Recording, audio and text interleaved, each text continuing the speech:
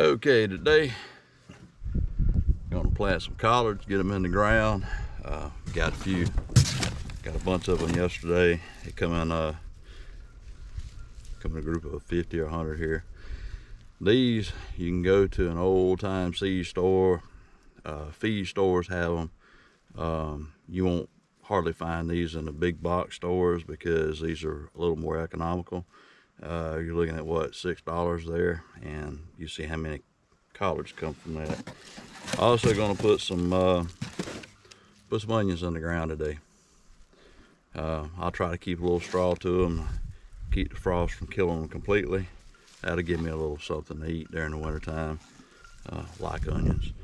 Anyway, what I'm going to do today is just go through and show you how I'm planting these collards, put them in the ground. And first thing I'm going to do is I'm going to make it real easy for myself and marking my spacing. When it comes to spacing on your collards, I've found recommendations 12 to 18 inches, 18 to 24 inches. But I tell you how I do it. I take and I'll put them 2 foot apart. Well, that's what I've done in the past. This year I'm going to go a little bit further because it gets awful tight. You know, the older the plants get, and I want them to be able to fill out. Really late this year on the Georgia collards. That's the variety that I'm using. These will not take the 80 days to mature, and we should be getting collards in about mid-December. By the first of the year, probably be eating them before then. As these things grow, you can get the bottom leaves and just trim them off, harvest them that way. I don't want to harvest the whole plant. Matter of fact, some of these will make it stay in the ground next season for a while and let them bloom. Bees love them. Back to the length of time that it takes to grow these, it'll vary. Keep in mind, the later in the year that you go, the shorter the days become. So that takes more time for the plant to grow. So those days won't be as accurate. I'm thinking this late in the season, it's going to take a good 8 weeks for these to mature fully for me to produce, to be harvesting from. So anyway, with that, I'm going to show you a little easy trick to lay the field out. I'm going to be putting these plants today 3 foot apart, and I'm going to put the rows at 4 foot apart.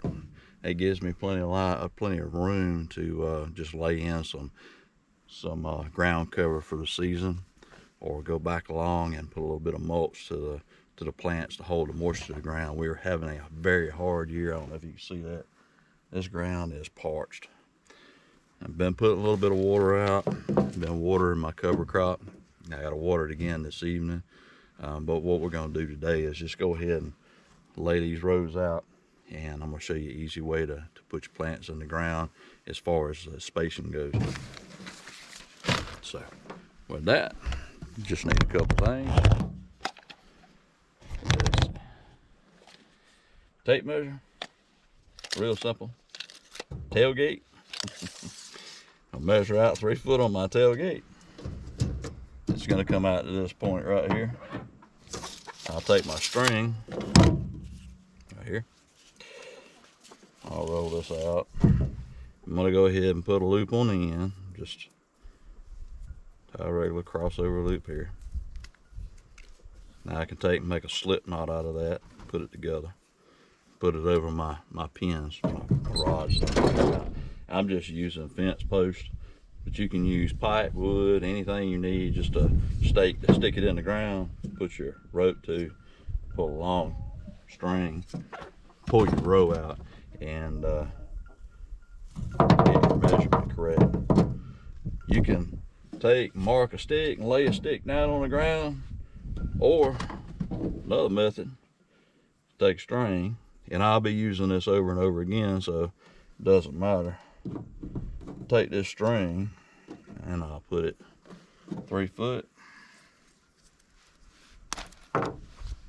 Just put a piece of tape on it. It's time consuming. You can do this sitting in a warm spot or air conditioning, whatever your weather might be. And when you put this on your steak, so you pull that string, lay it out, and all you have to do is walk along that string, find that marker, and there's your mark on your ground that you need to dig your hole. Doodle your hole in the ground, and drop your plant in, and move on. I'm gonna put the 3-foot spacing on this marking on my block, and I'll put this up next time I get ready to put out plants at 3-foot spacings. I'll already have it and be able to pull it out, stretch the line, and just drop my plants in the ground. So you don't have to do this. It's just something that if you're going to continue to garden, you want to cut a little time later on, you can do this and you'll have your marks. You don't have to use tape either. You can use a permanent marker.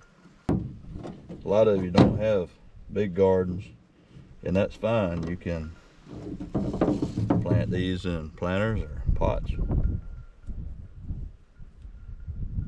I have a lot of folks that eat collards, and if I have any left over, I may sell a few.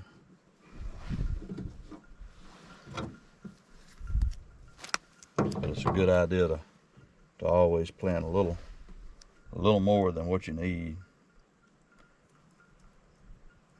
Not necessarily to make a profit, but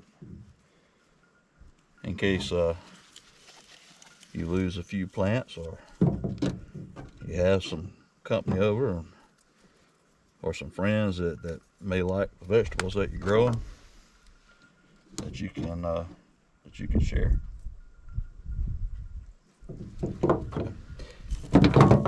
All right.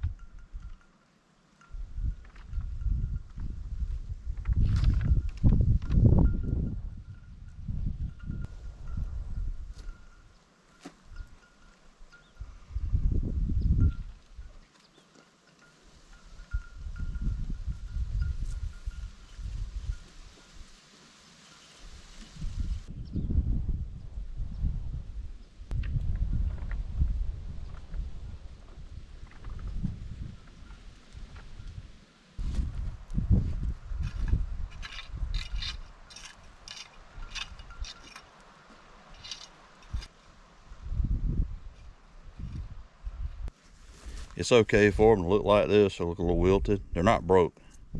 This little guy is just wilted. And what it is it's hardened off.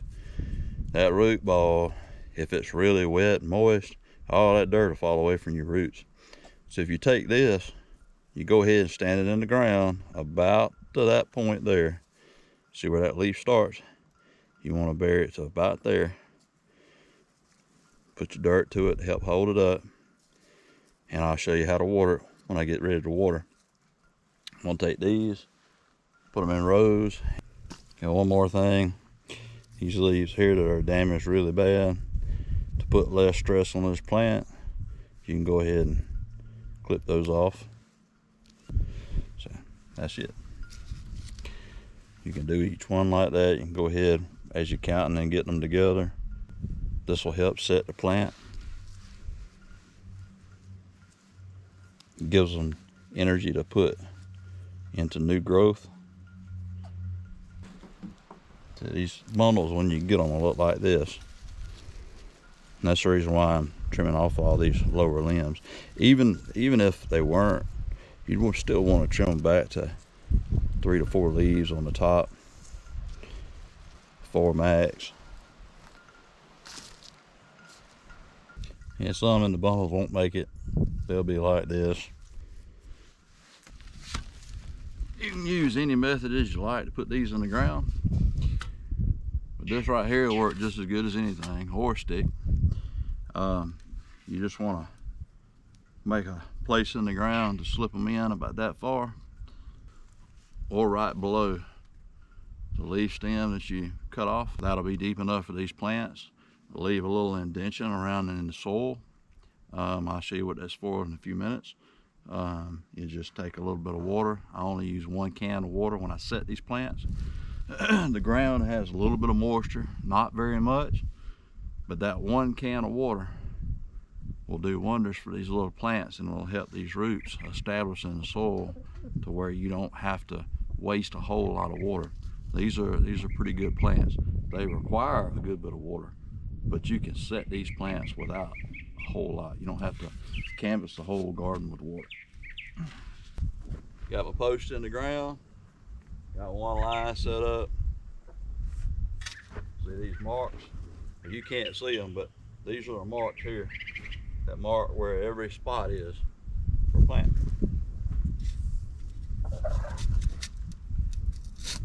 You just put this in the ground.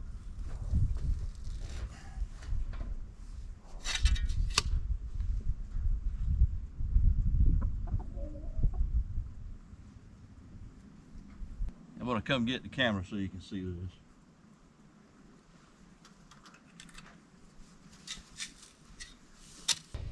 Take a shovel. See the mark there on the string. Take a shovel, put the back to the ground there, straight in. You can take that shovel and fold it back like that. Then you can take your plant, take your shovel out, take your plant and stand it up like you need. But what you're going to need to do is pull a little dirt, stand it up, just like so.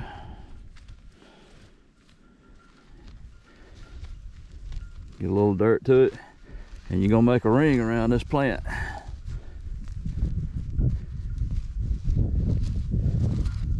Just enough to hold a little water. And what that does, I know if you've seen some of my other videos, I do my other sets the same way.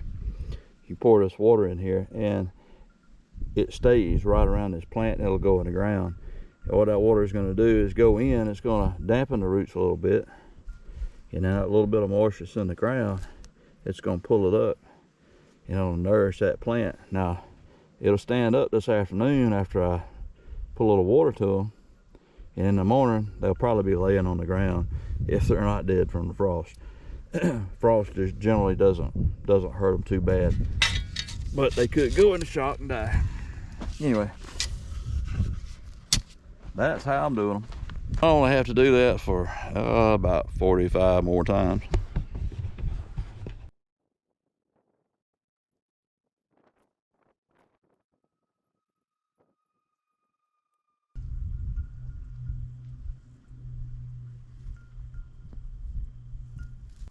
Those are in the ground now. Pull my lines, put my plants in the ground. I'm going to go back and water them now, and that's going to be it for these.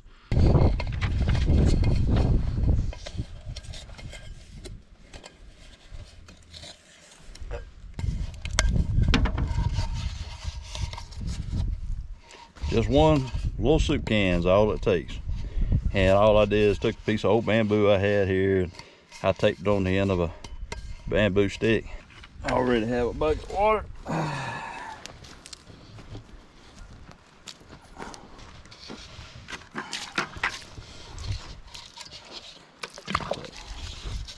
One soup can, right? Take that soup can, put it down there around that plant in that circle, and that's all you need.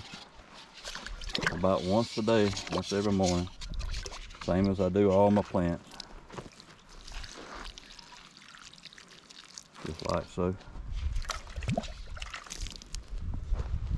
And what that does is it helps that water have enough time to get down to the plant.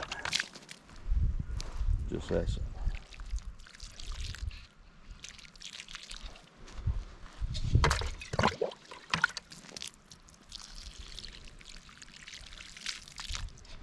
And I'm gonna go ahead and do the rest of them. I appreciate you watching. And the spot I'm using is the other side here. I'm just gonna section off a spot here, scratch it out, you know, scratch all the roots and stuff out, lay in a couple of rows of these. They'll be real close together. It's not hard for onions. You know, they don't need a whole lot of room. You can lay them down and put them hand width apart, put them in the ground and plant them in a whole square as long as you can get to them, and it works out just fine. So the reason I'm doing this, I'm gonna put some posts in the ground and rig something up where I can get one of my shade cloths or something to put over top of these when we have a hard frost, so it doesn't completely kill all of them. So that's all I'm doing. I'm gonna do this and call it a day.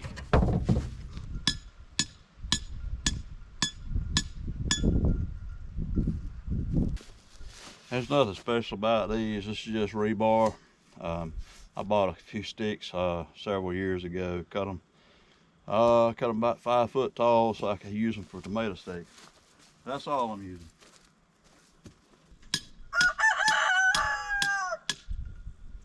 And those onions will get plenty of sun right there in that location, and I'll be able to wrap them up if I need to.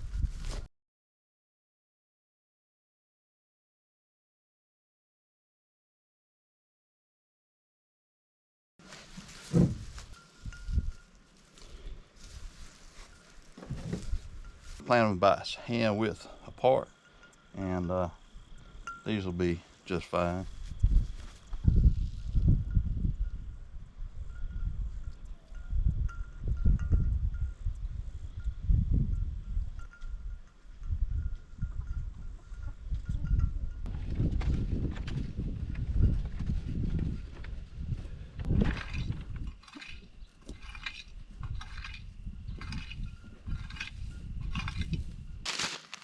This here is just a little bit of mustard green. I'm gonna sprinkle it down one row right here.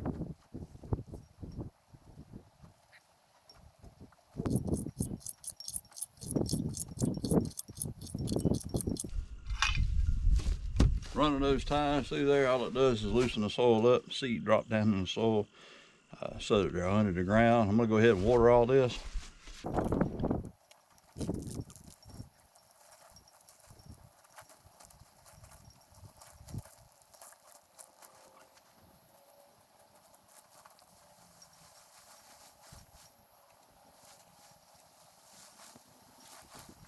All right, folks, that's it. Got the onions on the ground. Went ahead and put a little bit of mustard in one row. That row behind me is only 2 foot wide for the onions and about 10 foot long. And you see how tight I planted the onions. There's no problem. I just have it set up where I can put a top over it, wrap something around the sides, keep the frost off of it, and put a small row of mustard greens in. It's just 10 foot long. We got the collards planted today, which is the main topic, and those have been watered and set. And I guess that's it for today, and I'll look for you again on the update on Monday. Until next time.